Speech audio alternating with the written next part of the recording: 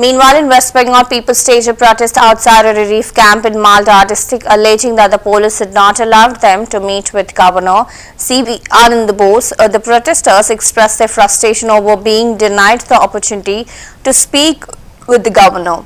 Meanwhile, C.V. Anand Bose met with the families affected by the recent violence in Murshidabad, offering them support and assuring them of assistance. The government's visit aimed to address the concerns of the victims and ensure proper relief measures were in place.